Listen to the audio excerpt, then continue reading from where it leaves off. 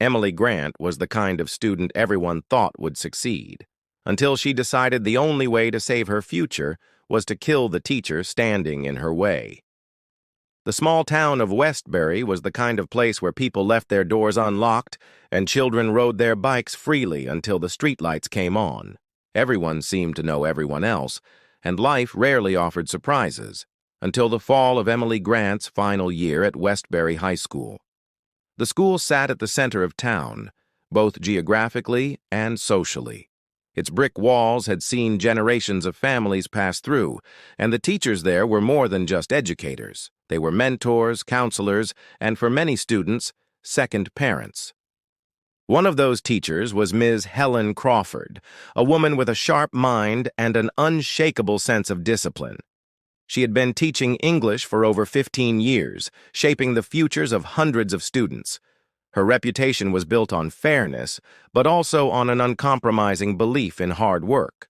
She had little patience for excuses, a trait that made her both respected and feared in equal measure.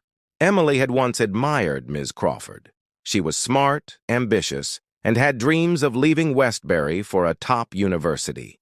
For most of her high school career, she had been an honors student. But senior year brought distractions, late-night parties, a new circle of friends, and a growing carelessness in her studies. When her grades began to slide, Ms. Crawford noticed immediately. She warned Emily that if she didn't improve, she could fail the semester, and with it, lose the scholarship she had worked so hard for. At first, Emily brushed it off. She told herself she would catch up when it mattered, but weeks passed, and the assignments piled up. Ms. Crawford's warnings became sharper, more urgent. She even contacted Emily's parents, which left Emily feeling cornered and embarrassed. In her mind, Ms. Crawford was no longer a teacher trying to help. She was the obstacle standing between her and her future. That frustration began to twist into something darker. Emily spent nights lying awake, replaying conversations in her head, imagining ways she could escape the pressure. At first, these thoughts were harmless daydreams of skipping school or transferring classes. But soon they evolved into an idea that was both unthinkable and, to her, dangerously tempting. She began researching late at night, her laptop's glow the only light in her room. She read about unsolved crimes, forensic techniques, and the mistakes that led to killers getting caught. She devoured articles, learning about the importance of avoiding cameras, leaving no trace, and creating false trails. In her mind, she began crafting a plan, not rushed or impulsive, but careful and deliberate. She told herself that she was smart enough to make it work, that no one would ever suspect her. The more she thought about it, the more it seemed possible. She convinced herself that it wasn't really murder. It was a necessary act, a way to take control of her life before it slipped completely out of her hands. She didn't see Ms. Crawford as a person anymore. She saw her as a problem to be solved permanently. By late October, Emily's mind was made up. She had chosen her moment, imagined every step, and built a story she could tell if anyone asked where she had been. She believed she had designed the perfect crime, one that would let her walk away as though nothing had happened. What she didn't realize was that no matter how carefully she planned, some details could never be controlled. It was the last Friday of October, the kind of day when the air felt sharp and the hallways of Westbury High seemed quieter than usual. Classes had ended hours earlier, and most students had already rushed home to start their weekend. A few teachers stayed behind to finish grading or prepare for the coming week, and Ms. Crawford was one of them. Her classroom light glowed softly through the narrow window in the door, a faint beacon in an otherwise dark wing of the school. She sat at her desk, red pen in hand, stacks of essays spread before her in neat piles. Emily had spent the entire day pretending nothing was unusual.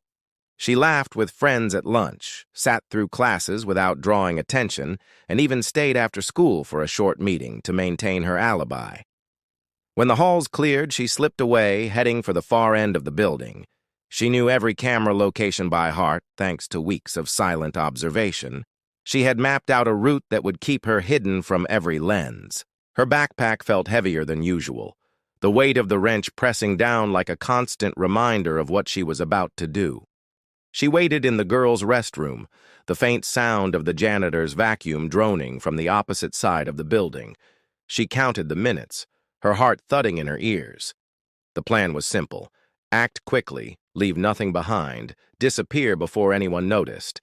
She had even rehearsed her steps in her bedroom at night, moving in silence, pretending to strike, pretending to wipe away fingerprints. When she finally stepped into the dim hallway, her movements were swift, but controlled. The side door to Ms. Crawford's classroom was rarely locked, just as Emily had hoped. The faint scrape of the metal latch opening seemed louder than it should have been, but she pushed the thought aside. Inside, Ms. Crawford's back was to her, hunched over the desk as she made notes in the margins of an essay. Emily's grip tightened around the wrench. She moved closer, the sound of her own breathing threatening to give her away. With a sudden burst of motion, she swung. The wrench connected with a dull, sickening thud, and Ms. Crawford slumped forward over her desk. Emily stood frozen for a moment, the weight of what she had done sinking in, but the plan demanded she move fast. She wiped the wrench clean with a rag she had brought, careful to keep her gloves on, and slid it into a plastic bag. Leaving the classroom as quietly as she had entered, she made her way outside to the dumpster behind the cafeteria, where she buried the bag deep under layers of black trash bags. Later that night, she took Ms. Crawford's phone and tossed it onto the muddy edge of the riverbank, hoping the current or the weather would erase any trace of it.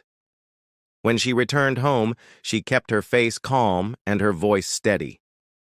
By the next morning, news of Ms. Crawford's disappearance was spreading through town.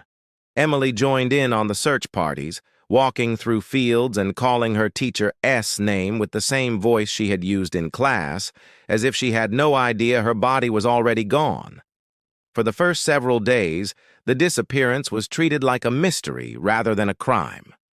Police combed the school grounds, nearby woods, and the riverbank where Miss Crawford's phone had been found. It lay face down in the mud, waterlogged and useless. The discovery fueled speculation that she may have gone for a walk and slipped into the river, but without a body, no one could be certain. Emily watched the investigation unfold with quiet confidence. She volunteered for search efforts, stood beside classmates during candlelight vigils, and answered questions from concerned neighbors as if she were just another worried student. The police interviewed teachers, students, and staff, trying to establish Ms. Crawford's last known movements. No one recalled seeing her leave the school that Friday evening. A few remembered her mentioning she'd be staying late to finish grading essays.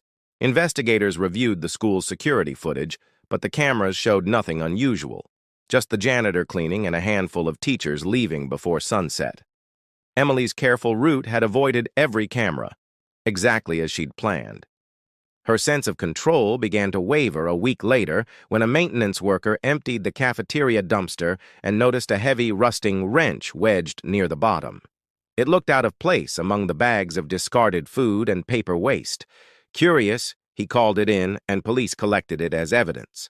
The metal was damp from rain and speckled with rust, but a faint trace of something dark clung in the grooves. The wrench was sent to a lab, though Emily believed the weather had destroyed anything incriminating. She forced herself to act unconcerned, but the quiet moments in her room became harder to bear. She replayed the night in her mind, searching for mistakes. The thought of that wrench sitting in a police evidence bag made her stomach churn. Then came the first real sign that suspicion could be turning toward her. Investigators obtained footage from a gas station a block from the school, recorded the same night Ms. Crawford vanished.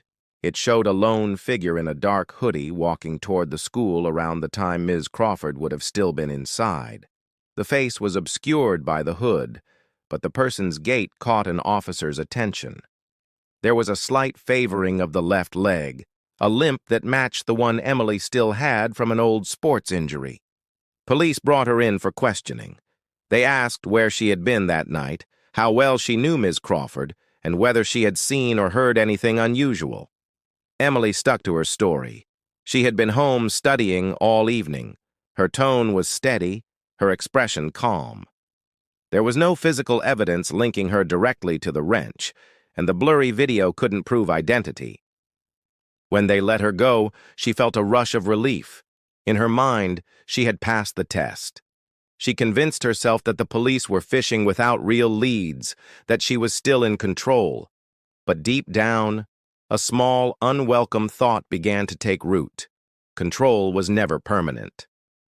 Winter came early that year, bringing heavy rains that turned the riverbanks into streams of mud and sent water spilling into low-lying areas. In mid-December, a group of fishermen spotted something tangled in the reeds along the far bend of the river. At first, they thought it was debris carried by the current, but as they moved closer, their worst suspicions were confirmed. It was a body. The waterlogged remains were quickly identified as Ms. Helen Crawford. The news spread through Westbury in a wave of shock and grief. What had once been a missing person case was now a confirmed homicide. The medical examiner's report revealed she had died from blunt force trauma to the head, consistent with being struck by a heavy object. The condition of her body suggested she had been placed in the water after death. This changed everything for the investigators. They began retracing every step of Ms. Crawford's final day, combing through evidence that had seemed less urgent before. The wrench found in the dumpster was re-examined with renewed focus.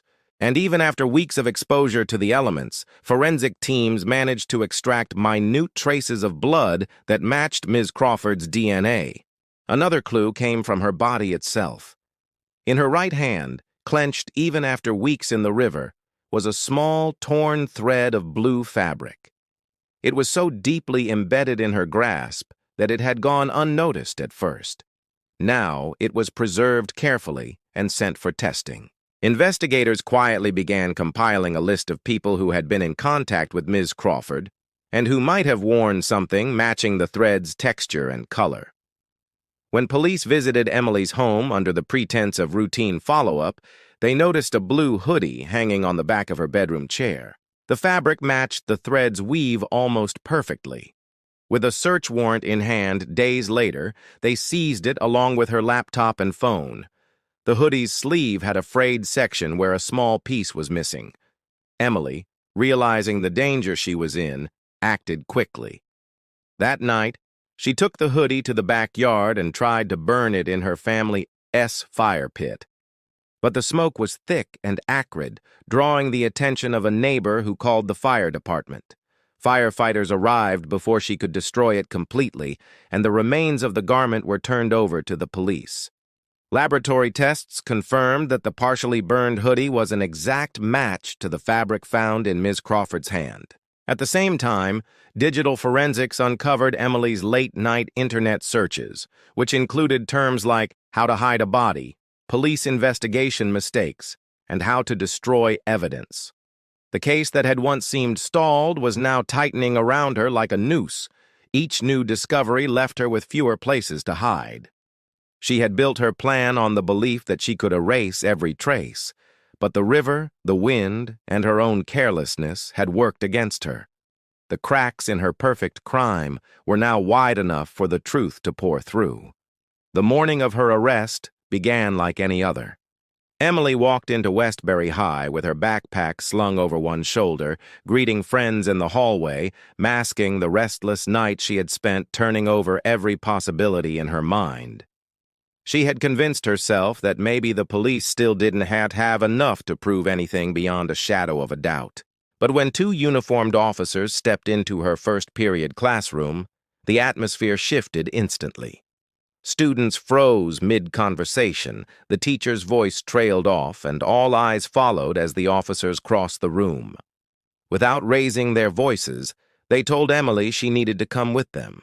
She stood up slowly, aware of the dozens of stares fixed on her, and walked out without a word. At the station, the evidence was laid out piece by piece: the partially burned hoodie, the matching thread found in Ms. Crawford's hand, the wrench with traces of blood, and the damning search history from her own laptop. Each detail painted a picture too complete to ignore. The interviews from her classmates describing her limp, the security footage showing a hooded figure approaching the school, the timing of her whereabouts. All of it formed a chain that tightened around her. She tried to maintain her composure, but the careful mask she had worn for weeks began to crack.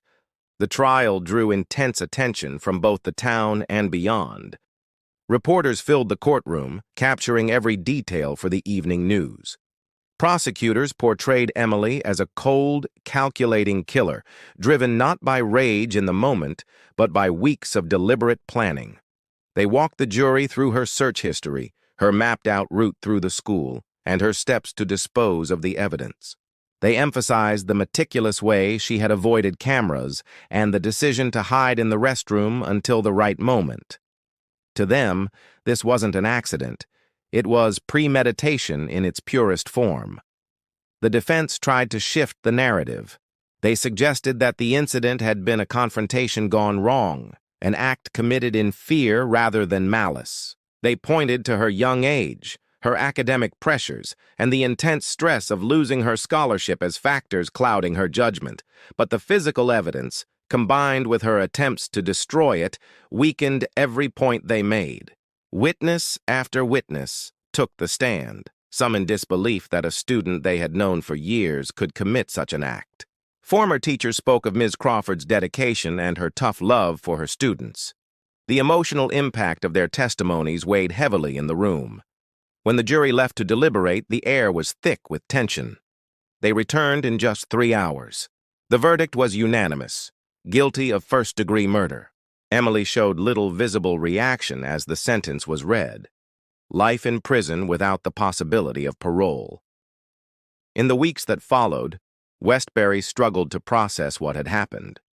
The image of the bright, promising student had been replaced by the reality of a killer. At Ms. Crawford's funeral, the town gathered to mourn not just a teacher, but the loss of safety they once felt in their own community. The story became a lasting reminder that sometimes the danger comes from where you least expect it, and even the most careful plans can unravel under the weight of the truth.